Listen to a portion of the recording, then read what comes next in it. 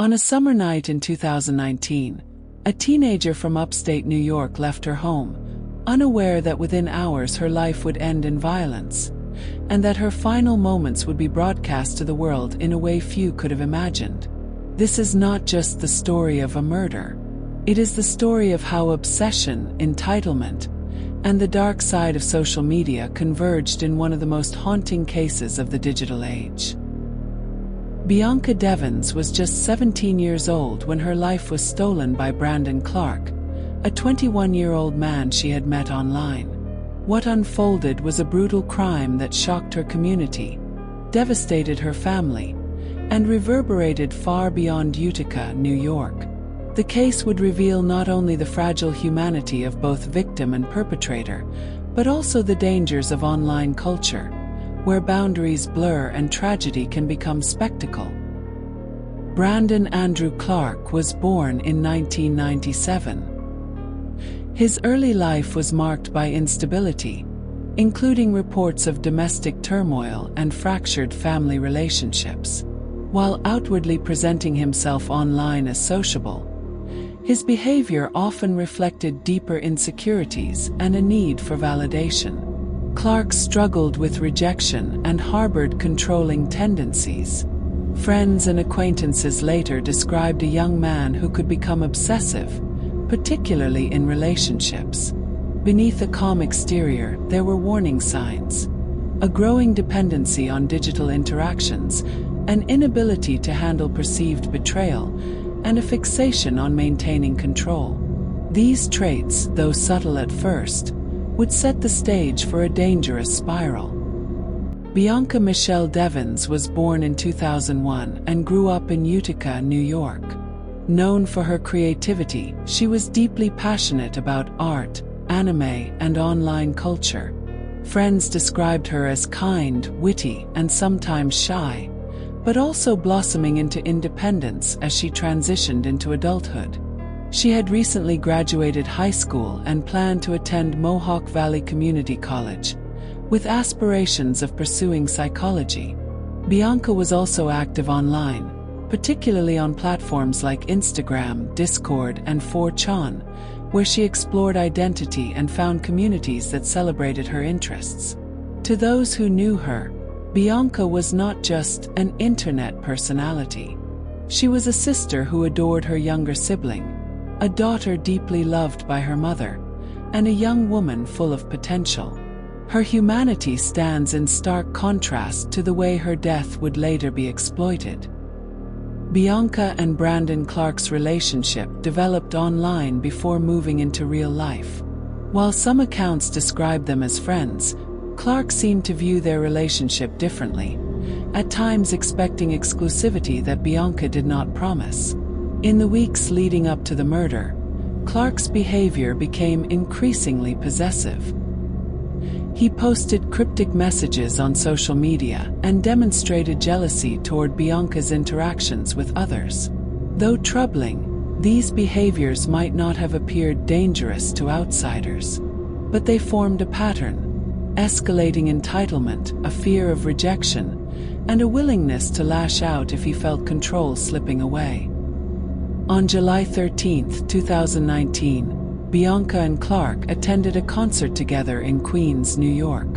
Witnesses reported that the evening began normally, but tensions rose when Bianca spent time with another male friend at the event. Clark, who had driven Bianca to the concert, grew increasingly agitated. For him, this moment crystallized feelings of betrayal and rejection, emotions he had long struggled to manage. By the time they left the concert and began the drive back to Utica, Clark's anger had reached a breaking point. What might have been dismissed as insecurity now transformed into a deadly resolve. In the early hours of July 14, 2019, Clark pulled his car over on a quiet street in Utica.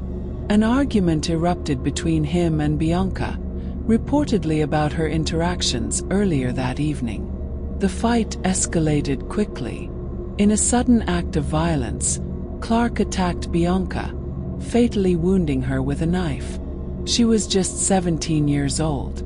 The brutality of the act was compounded by what followed.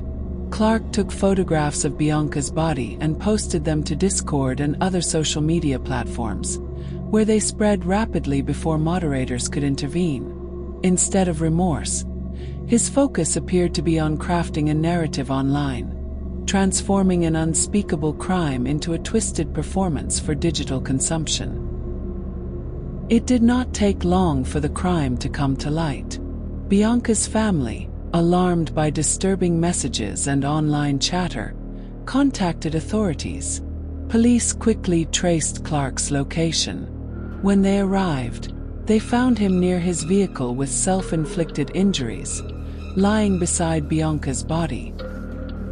He was immediately taken into custody and transported to a hospital for treatment.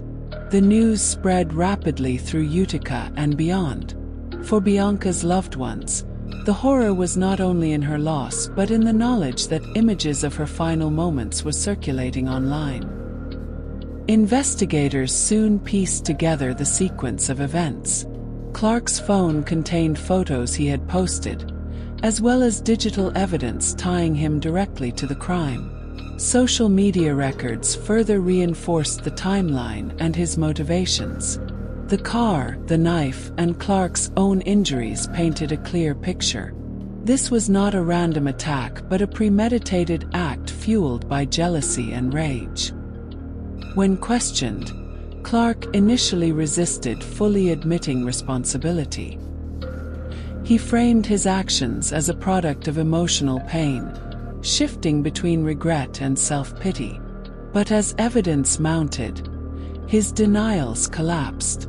Psychologically, his demeanor was telling. Clark presented as calm and detached at times, even as he described events that should have provoked remorse. Investigators noted his fixation on how he was perceived rather than on the reality of what he had done. Ultimately, Clark confessed to killing Bianca.